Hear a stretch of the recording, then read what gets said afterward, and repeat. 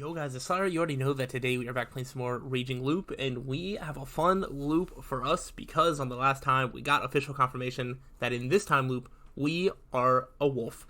And I think that we're going to find out a lot more information about what the wolves get to go through, what they get to learn, and we might be able to use that to piece the overall puzzle together.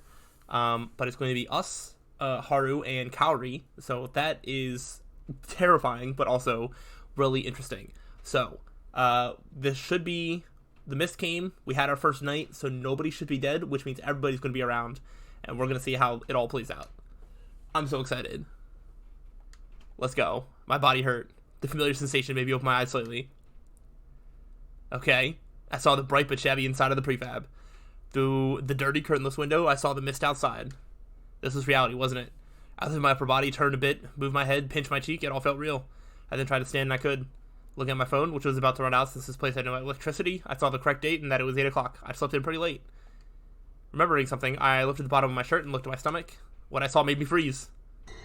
Alright, the Lord of the Hunt, the Wolf. Slay all the Oibito. Cleanse and purify or die. It wasn't a dream. Or was it? Cleanse, purify, dream. At first we thought the people of Confucio just made it up to make fun of us. But we found out it was true when we became blessed by Shinai-sama himself. On the day Oji-chan died, he showed up in my dreams and told me about it. Great Lord Shinai told the real story through dreams, making the people of Yasumizu change drastically. They went from those who hunted wolves to those who hunted humans.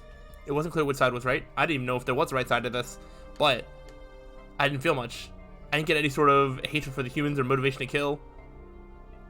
The first time, Yasunari-kun, Tai-san, and Haru-chan all had some sort of cold, calm anger toward the humans. Last time, Chimi had said that she was intent on killing you from the start. As for Mochi, my first impression of him was weird but harmless kid, and that somehow became insane killer. We had a reason for doing what we did, and we had to keep doing it until the end, so stop with the questions, they're a pain. However, she'd also said that she was struggling and didn't sound like it had anything to do with what she wanted. Regardless of what you were like before, you became a wolf by getting the wolf as your guardian. What was Mami sound like in that regard? She had worked as a wolf, but that was either just to survive or because she was urged by Chemi. There was no zeal or loyalty there, so she ended up being silenced. That meant the real story only worked on the people of Yasumizu. Oh. That was the only way things made sense. I could see that. Oh, also, I wanted to bring up, because I'm very interested to see, so when we were humans, the first loop, we had a loop where us as a human, wolves win. Then we had a second loop where us as a human, humans win. But then, obviously, everything still didn't get solved.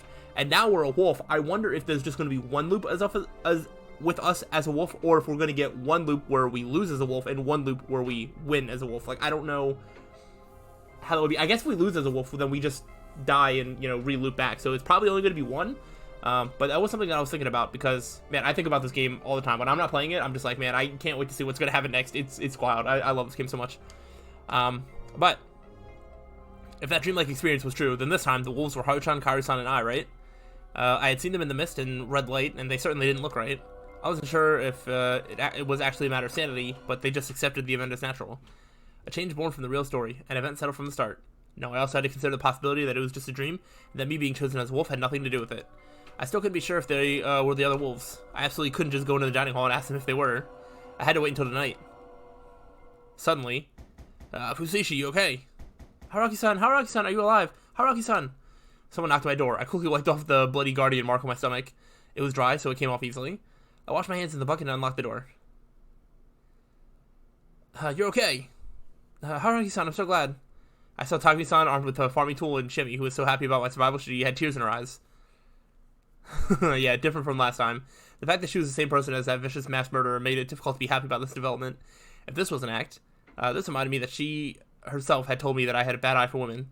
Without any of that, she'd really seemed like nothing but a gentle, cute young woman.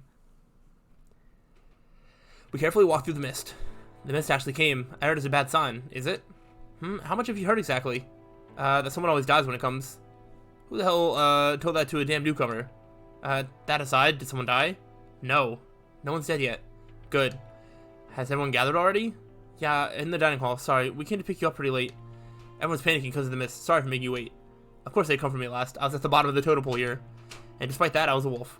Crap. How is that supposed to survive Kazu-san's "Can you just die" today? Hold on. What was I thinking? Was I actually going to fulfill my role as a wolf? I mean, I feel like we should... Well, yeah, this is going to be a weird moral conundrum, because obviously Haruaki's not going to want to do it, but I feel like in order to get answers, we need to survive through the loop longer. And so there might be a chance that... There might be an ending where we just get voted out at the first one, and then we just have to, like, time loop back. But, like, we're not getting anything. We're not getting any closer to solving the time loop by doing that. So, yeah, I feel like eventually we're going to have to come around to just fulfilling our role, but we'll see. I'd actually create those awful piles of corpses. I didn't want to do that. I wasn't beholden to some weird legend. There's no need for me to play along with this insanity. Honestly, I could just reveal who the wolves were on the first day. That'd keep the sacrifices minimal, and no, that'd result in my own death. I had to think carefully. I had to survive. I had to survive and escape the loop. There we go. This wasn't a matter of just leaving Yasumizu or Fujiyoshi. I'd actually ended the feast once and escaped, yet the death loop still continued. Yeah, if you do what you're saying, and you're like, hey, I'm a wolf, these two are wolves, then you die, and we don't get to see the world where that, that exists, because we're just going to time loop back, and then we're stuck. So that doesn't help us at all. Hell, the Feast of the Yomi Purge and the general mystery surrounding Fujiyoshi still wasn't over. Honestly, I had no confidence if I'd been of the right mind when I decided to actually move to Fujiyoshi. It felt like all the characters and stage props here were gathered to bring about nothing but tragedy. Until I'd solved all the mysteries here, the supernatural forces here would continue to terrorize me no matter how far I ran. There was the possibility that surviving as a wolf would solve everything. Though that wasn't a pleasant thought. Perhaps I'd come back to life, return from Yomi over and over because of the local Yomi inhabitants. So in order to solve this, I had to become a wolf and kill them all. Right. This could be the right path. Okay. Haruaki-san? What? What's wrong? Something bothering you? I'm kind of worried. I'm actually quite a scaredy cat. Can't blame you. Would I have to kill them too? Can you handle blood? Huh? Why are you asking? No person died, but, well, their expressions turned dark. I saw the plaza. Wait, what happened? There are 3 wolves. Oh. Just like last time, Taiyan-Waki-san was at the Okiba with 3 Yomotsu Kami symbols painted on it. What do you mean? I'll tell you later. The exchange was exactly as I remembered. I still knew about all this, so I had to be careful to stay in character. I couldn't forget that just about everyone here had their first feast today. They didn't have the knowledge or experience, and no one had killed anyone yet. If I went and said something weird, they'd suspect me, so I had to act like the confused newbie. As I approached the plaza, I noticed a strange stench. Though it resembled the smell of death, I was now intimately familiar with this. This one felt more beastly. Just what is that stench? You shouldn't look. I disregarded her warning and headed toward the source of the smell. Huh. There was a pile of corpses in the middle of the plaza, though they weren't human. Oh, from what I could tell, they're the remains of mid-sized 4-legged beasts. Okay, someone went hunting. They looked like dogs, but their bodies were in such a terrible shape I wouldn't have been able to tell if they were foxes, tanuki, or wolves instead. Some had their limbs or head removed, and a lot of them were just cut up really badly. Bloody fur, eyes open so wide you'd think they'd fall out. If I had to guess, there were at least 20 of these here in this pile. It was about as tall as the back of a smaller adult. It reeked badly, but more than that, it was just disturbing. Crimson fur, countless fangs, claws, eyes. This seemed like an original idea for a fantasy monster. Indeed, monster was very apt. It was almost a monument dedicated to the Yomotsu Kami. Perhaps this was the example this time? Don't touch it. We're throwing it into Saranaga later. I wasn't planning on touching it. It was basically a heap of potential diseases.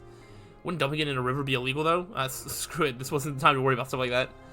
Haruaki-san, you seem strangely calm. Well, you see dog corpses in town every now and then. Not sure how I'd feel if it was a person. Probably wouldn't affect me much at this point, to be honest. I see too many horrible human corpses. They're alive. Outside the dining hall, there was Kanzo Makishimishi, gun in hand. Along with him was... wow, I had to remember. I was like, which one's which? Fusei-shi-kun. Good morning. At the entrance, there were Mamiya-san, who looked uneasy, and Hashimoto-san, who looked strangely composed. After greeting them, I went inside. Haruaki Fusei-shi-san is okay, too. That everyone, then? My, what a relief. I looked around, and yeah, everyone was here. A total of 16. What a party. At one seat, there was Haru-chan. Her face was pale, and her 2 friends were seated next to her. It's safe in here. Want to eat? I just can't. She'd hated the mist before, but this time it seemed even worse. She also made herself as small as possible, and I felt like she was averse to their care. This seemed like a mix of her fear of the mist and the rejection of the villagers she'd had as a badger. Oh, I'd say she's the greatest scaredy cat here. Scaredy cat. She was always, really afraid of all the corruption talk. Maybe she was just scared of getting corrupted. That's why I don't think Haru-chan could kill anyone if she was a wolf. I guess we'll find out. A girl who was afraid of the corruption. It started 8 years ago when she tried to visit Yasumizu when it was covered in mist and saw something. That had to be it. The idea or certainty that the people around her were Yomobito had to scare her pretty badly. Maybe she really was a wolf? Kaori-san, on the other hand, looked okay. That thought came too soon. A moment later, I heard a crash from behind the counter. Oh no. I'm so sorry, I'll clean it up. Oh, let me handle it. Hey, I'm supposed to be working here. Sorry for not helping. Oh gosh, okay. Without waiting for a response, I heard behind the counter. There was broken porcelain on the floor along with some rice and soup. The same food as last week, basically. I already knew what was where in the kitchen, so I wetted a cloth, wrung it out, and started wiping it up. Then I spread out a newspaper and collected the porcelain. Suddenly, I felt something touch my upper arm. I turned around. Oh gosh, and saw Kaori-san crouching and staring at the floor with a pale expression. She was shaking. I could tell from her touch. There were tears in her eyes, and her half-open mouth made her look like she was about to sob. Her whole body was basically saying that she couldn't bear this. Oh my gosh, what have we been stuck with? Kaori-san isn't feeling too good. Yasunagi-kun, Yoshitsugu-kun, can you come over? Huh? Mom, are you okay? Don't force yourself, Hag. As I helped her get up the stairs, Kaori-san looked at me with those eyes that seemed both pleading and scornful. I felt like she was asking if she really had to kill these wonderful children with her own hands. This mission was too much for her to bear, and from what I could tell, she wanted to share the burden with me to make it easier for herself. It sounds like we're going to have to be the ones to really take charge of all the killing here, which is not a predicament that I thought we would find ourselves in. It was safe to assume that the dreamlike experience had indeed showed me the other wolves. Calm down. That seemed pretty conclusive to me. This was just day one. We had the mist, the wolf symbols, and the pile of dog corpses, so it wasn't weird for a sensitive woman to become a bit sick. Even Chemi and Hisaka-san didn't look so good. The only ones who were clearly okay were Rikaka-san, who looked like a no mask most of the time, and Miku, who probably had her eyes hidden. So as long as they didn't act any more suspicious, it was all good. I'll serve the food. Chikamochi-kun, could you get me a bowl from that shelf? Whoa, you already know where everything is? You can call me Mochi, though. I might have been the one in trouble here. I told him to call me Hasan and decided that I had to act more ignorant of things. After we ate, I pretended to be busy in the kitchen. Chemi and Rikaka-san looked like they wanted to talk, but I avoided them because I felt like I might accidentally spill the beans to them. Of course, we had to wait until Takumi-san and the Oribe brothers cleaned up the plaza, and I had tons of things to wash. Last time, the feast began at about 9, but now that Kaori-san had gone to bed for a second time, it'd have to happen later. It didn't show any signs of starting even at noon, so we had lunch. We gotta use the shishi. I'll cut it up. You can't boil rice in a kettle. Screw it, I'll do it. I got some unexpected help, so I ended up only having to cut the veggies and add spice. We ended up with lots of decent rice and pork boar soup. I hadn't expected Yoshitsugu-kun to know how to boil rice. He probably helped out Kaori-san a lot. Haru-chan, feel like eating? Yeah, and don't call me by name. Apologies, my lady. Stop it, Undy Man. I hadn't accepted that name, but trying to resist it would probably made her antagonistic toward me, so I just laughed it off. I'm sorry for making you worry. Wouldn't I smell? Who made it? Haruaki-san, Yoshitsugu-kun and I helped out. Oh my, thank you, Yoshitsugu. I had to spoil some rice. Do you think you can eat? Yes, I'll have some. Everyone noticed that her face was as pale as before, but no one pointed it out. Kanzo-san was beginning to become irate, and it was clear we had to begin the feast soon. We're doing it after eating? Everyone, even Kaori-san, understood what was going to happen. No, 2 people didn't. Well, I understand that the road is blocked, but can't we get out by crossing the stream below? It's dangerous. I understand how you feel, but it might be best to just wait for help. Serizawa-san just said that no one would come. What's going on here? No need to rush it. Ma'am, you will explain it to us, yes? Yes, I'll tell you about the feast later. Do it now. I don't want to participate in something I know nothing about. Q-chan, no need for that. Hearing them talk made me nervous, but at least they kept everyone on their toes. Or was that a bad thing for us wolves? The only thing the humans could do against the wolves was lynch, so we had to keep their motivation to do that to a minimum. At the very least, that was relatively easy today, when no one had died so far. Kazumaki Shimishi would definitely insist we hang someone, and I had to somehow shoot him down.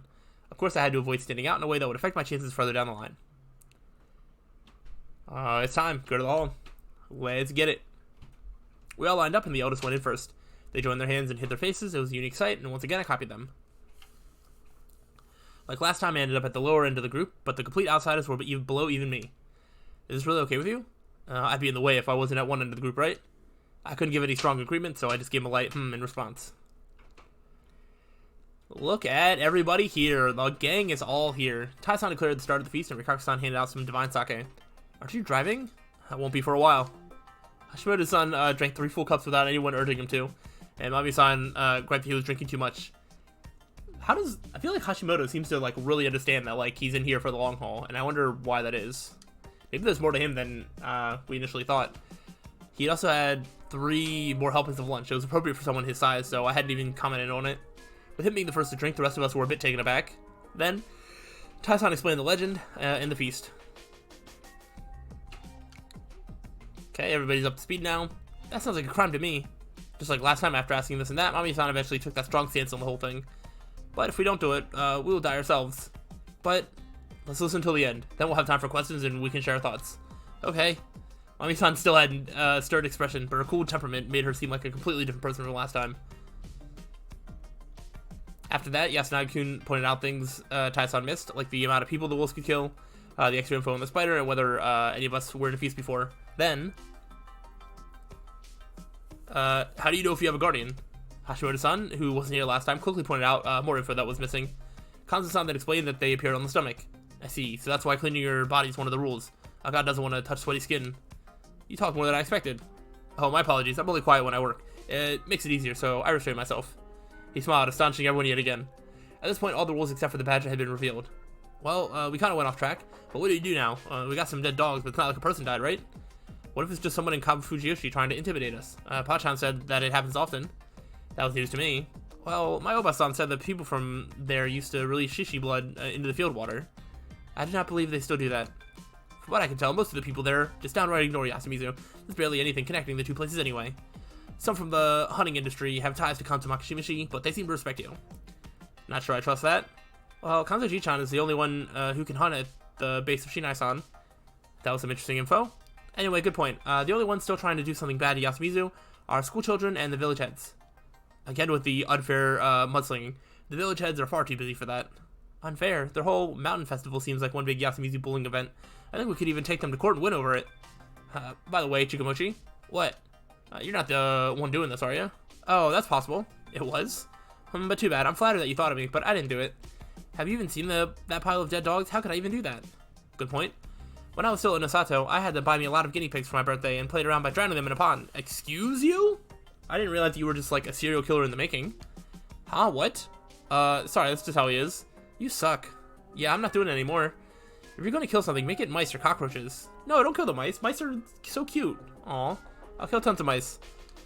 I could tell that the weirdos here were making Mamiya-san uncomfortable, but Hashimoto-san was unfazed as always. I had a feeling that the new info I was hearing here came from the fact that no one had died, so tension levels were low. Anyway, what do we do about the feast?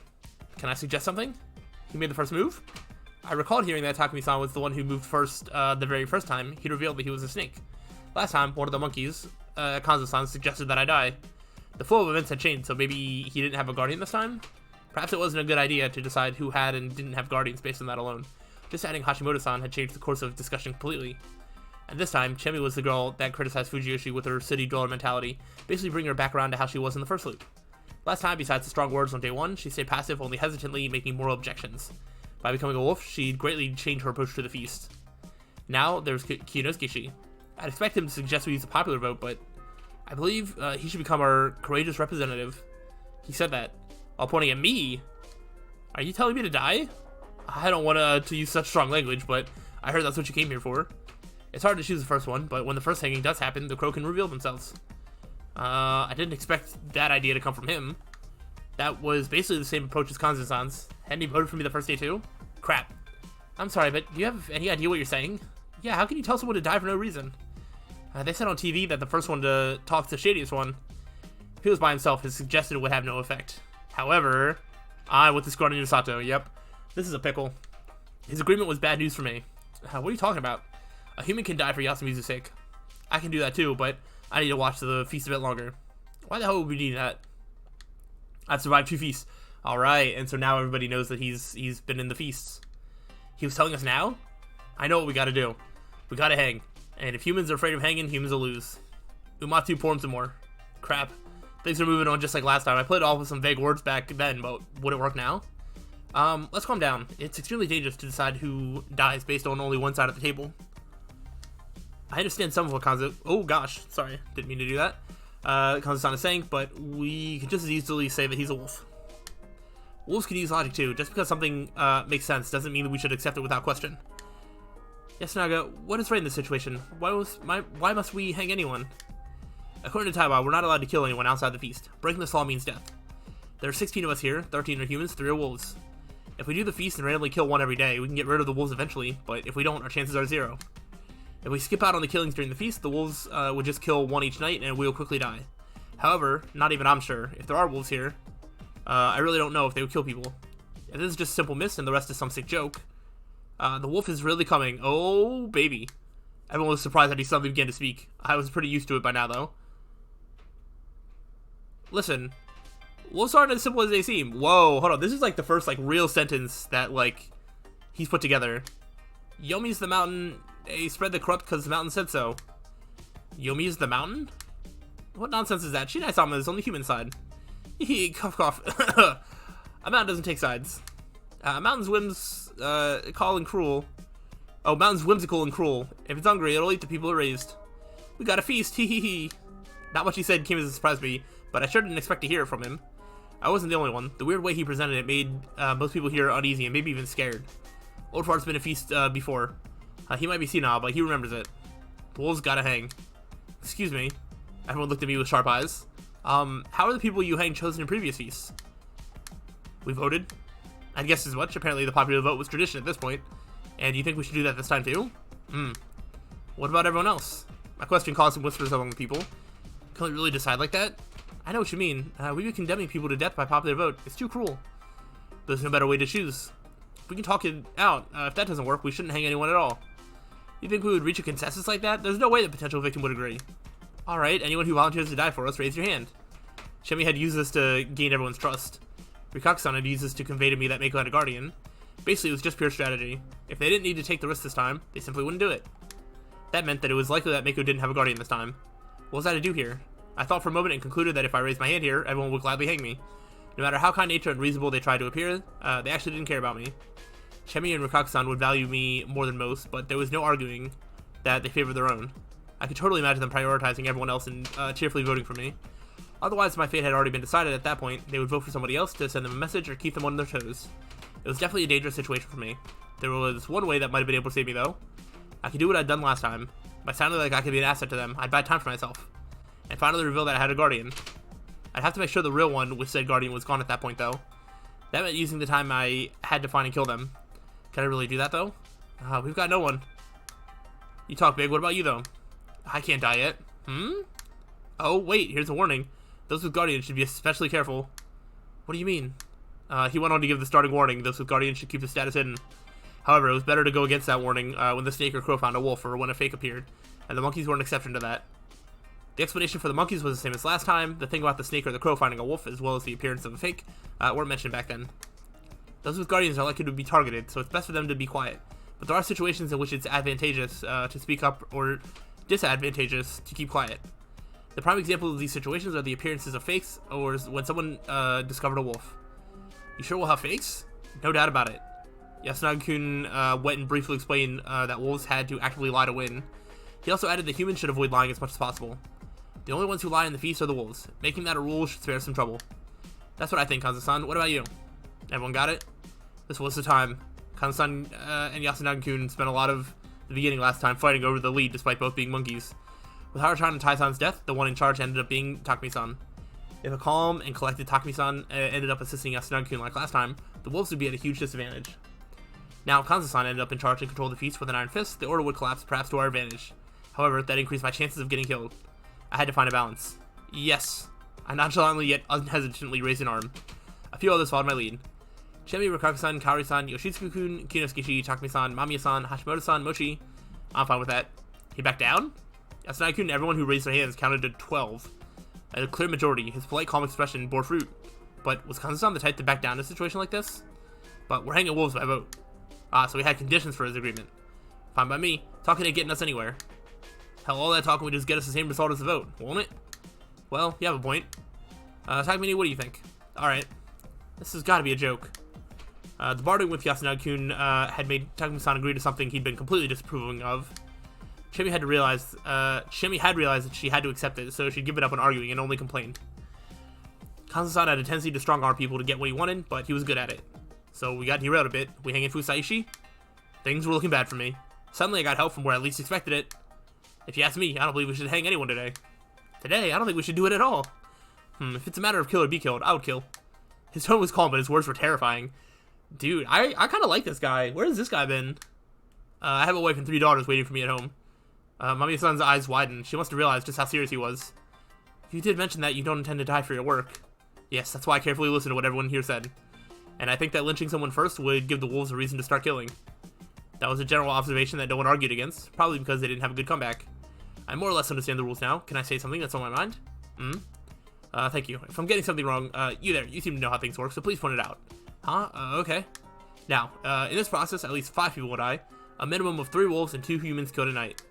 Yes, at least as long as the spider doesn't protect the humans. That means that someone will die tonight, regardless of whether we lynch someone today. That's not wrong. But if we don't hang someone today, the feast will continue without any dead wolves. That's odd. Today's lynching is to let the crow show themselves, right? It's unlikely that it would be a wolf. Would it really be effective overall? I won't say it would be worthless, but imagine hearing this tomorrow. I am the crow. The one lynched yesterday, Fuseishi-san, was a human. Now, even if it turns out he was a wolf, we would believe the crow just because no other crow spoke up against them. What would happen then? We would have 14 humans and 2 wolves. The chance of getting a wolf would drop from about 19% to about 14%. Yo, that's some quick maths. From what I see, the end game would be after some people have died, regardless if that happens sooner or later. So I'm not sure if we should lynch anyone today without any evidence. Well, you might have a point.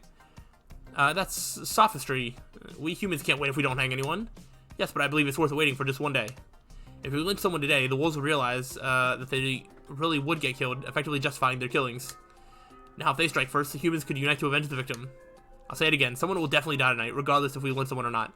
That is assuming the wolves are serious about this. However, the lynching today, or lack thereof, would change whether tonight's victim would be considered the wolves' revenge or their vile preemptive attack. Basically, I believe that we can't be strong enough to lynch people until the wolves kill someone. Personally, I hope that such restraint would make the wolves hesitate and not kill anyone. Is that possible? It's no. The wolf is coming. I see. Even so, attacking someone when there's no victim is extremely stressful. I simply believe that sacrificing someone who is most likely human and sowing discord between us is much worse than simply letting someone die at night and unifying us. He had a point. As a general rule, it was disadvantageous for the humans to waste an opportunity to lynch. However, make a preemptive attack when you had limited information and the chance of getting a wolf was low was extremely risky. Thus, it was a good option to prioritize emotional superiority and unity. Not many people could argue against this. Hashimoto-san was just too good of a speaker, the opposite of Kiyonosuke-shi. His suggestion was beneficial for the wolves too, but only for now. It would be far more difficult for us to kill someone tonight. Upon hearing him out, I believe that Hashimoto-san has a point. We don't fully know each other yet. Killing someone in this situation would be a waste. I thought the same thing. This feast is controlled primarily with information, right? What do you mean, Kyuchin? You decide who is a wolf by taking time to see who sides with who and who says something strange. Since you made it a rule that humans can't lie, the wolves who must lie will eventually slip up. It seems right to lynch them once you find them that way. There might even be cases where a single clue can lead you to know who all the wolves are. I see. Detective deduction. I don't know if I'll go that well, but by observing what the wolves do and gathering information about them, you can pinpoint someone. And eventually even avoid having to lynch someone, letting us catch up to them. And it's not like we won't learn anything today. The snake will surely find out whether someone is a human or wolf. That's true. Maybe it's best to skip this day to avoid accidentally killing the snake. He presented the likely disadvantages that could emerge and provided ways to turn them around.